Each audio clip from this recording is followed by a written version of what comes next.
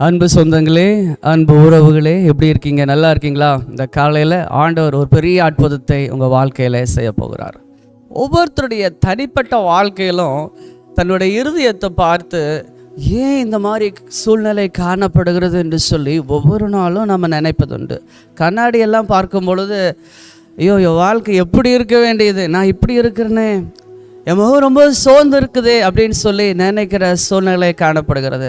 நண்பர்களை பார்க்கும்போது அந்த நண்பர்களுடைய தோரணைகள், அவங்களுடைய பேச்சுக்கள், அவங்க போகிற ஒர்க் வேலைகள் எல்லாம் பார்க்கிற பொழுது, அவங்க பேஷன் எல்லாம் பார்க்கிற பொழுது, ஐயோ நான் இவங்களோட தானே படித்தேன், இந்த பொண்ணு கூட தானே நான் படித்தேன், என் வாழ்க்கையில் இந்த மாதிரி ஒரு கான்ஃபிடென்ட் இல்லையே அப்படின்னு சொல்லி சோர்ந்து போயிருக்கிற வாழ்க்கையில் தேவன் ஒரு ஆலோசனை என்னை கொடுக்கிறாரு.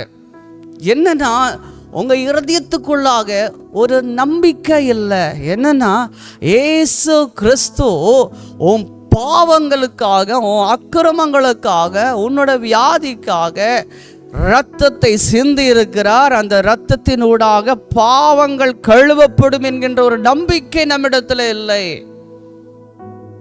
ஆம் கர்த்தருடைய பிள்ளையே, இன்னைக்கு ஏதாச்சும் ஒரு காரியம் அடைக்கப்பட்டிருக்கிறது என்று சொல்லுகிற பொழுது, இப்போ தண்ணி வரலன்னு வச்சுக்கோங்களேன், உங்க பைப்ல என்ன தோணும்? ஏதோ ஒரு காரியம் அடைச்சிருக்குதே இல்லையா? அப்ப அந்த அடைச்ச காரியத்தை சரி செய்யணுமா, சரி செய்யக்கூடாதா? அப்பதான் பியூரா தண்ணி வரும், அநேகருக்கு நன்மையாக இருக்கும் இல்லையா? மிகுந்த ஒரு மகிழ்ச்சி இல்லையா? அதே போலதான் கர்த்தருடைய வசனம் சாலமோன் ஞானி நீதிமொழிகள் புஸ்தகத்தில் வாசிக்கிற பொழுது 28வது அதிகாரம் 13வது வசனத்தில், தன் பாவங்களை மறைக்கிறவன் வாழ்வடைய மாட்டான், அவைகளை அறிக்கை செய்து விட்டுவிடுகிறவனோ இரக்கம் பெறுவான் என்று சொல்லப்பட்டிருக்கிறது. தனிப்பட்ட விதத்தில் உங்கள் இருதயத்துக்குள்ளாக, உங்கள் உள்ளத்துக்குள்ளாக, உங்கள் மனதுக்குள்ளாக, உங்கள் சிந்தைக்குள்ளாக, உங்கள் வாழ்க்கையில் நீங்கள் அறிந்து செய்திருந்தாலும் அறியாமல் கர்த்தருக்கு விரோதமான பாவத்தை செய்திருந்தாலும், இன்றைக்கு ஆண்டவர் ஒரு அழைப்பை கொடுக்கிறார். தன் பாவங்களை மறைக்கிறவன் வாழ்வடைய மாட்டான். வாழ்வடைய முடியாது. அவன் வாழ்க்கையில் ஒரு சந்தோஷம் இருக்காது. நீ அறிக்கை செய்து விட்டுவிட வேண்டும் என்று ஆண்டவர் சொல்றாரு. அறிக்கை செய்து விட்டு விடுகிறவன் எவனோ அவன் தேவனிடத்திலிருந்து இரக்கத்தை பெற்றுக் கொள்வான். நினிவேவுக்கு யோனாவுக்கிட்ட ஆண்டவர் சொல்றார். யோனா என்ற ஒரு தீர்க்கதரிசி வேதாகமத்தில் இருக்கிறார். அவர்கிட்ட ஆண்டவர் சொல்றாரு, நீ நினிவேவுக்கு போ, நினிவேவில் அக்கிரமம் பெருகிருச்சு, பாவம் பெருகிருச்சு, அந்த நினிவேவை நான் அழிக்க போகிறேன், அதை ஒன்றுமில்லாமல் ஆக்க போகிறேன், நீ போய் தீர்க்க தரிசனம் சொல்லு, நினிவேவை தேவன் அழிக்க போகிறார் என்று சொல்லி. இவர் என்ன செய்யறாரு? தர்ஷீசுக்கு போயிடுறாரு. அதுக்கப்புறம் எப்படியோ பிடிச்ச ஆண்டவர் கூட்டிட்டு வந்துறார் நினிவேவுக்கு. நினிவேல போய் தீர்க்க தரிசனம் சொல்லுகிற பொழுது அங்க இருக்கிற ஜனங்கள் அந்த வார்த்தையை கேட்ட உடனேயே சாம்பல்ல உட்கார்ந்து மனம் திரும்புகிறார்கள். ராஜா முதற்கொண்டு அந்த ஊர் நாய் முதற்கொண்டு உபவாசம்தான்.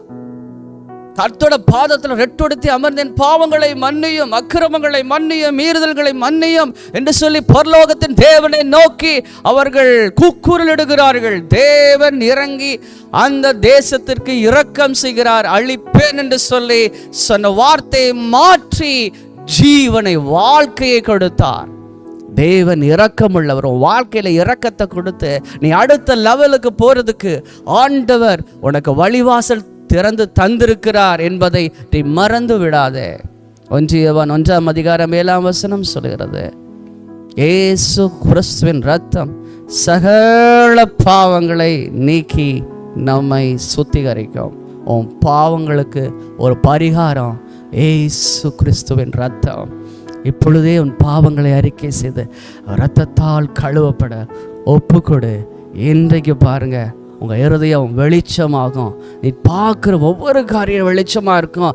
அற்புதமாய் நீ பார்ப்பாய், அற்புதங்களை நீ பார்ப்பாய், அதிசயங்களை நீ பார்க்க போகிறாய். கர்த்தரனை மகிமையான வெளிச்சத்துக்குள் கொண்டு செல்வார். அநேகரை பார்க்கிற பொழுது இவனை போல நான் மாறணுமே, எப்படி இவனுக்குள்ளாய் ஒரு நம்பிக்கை பிறந்தது.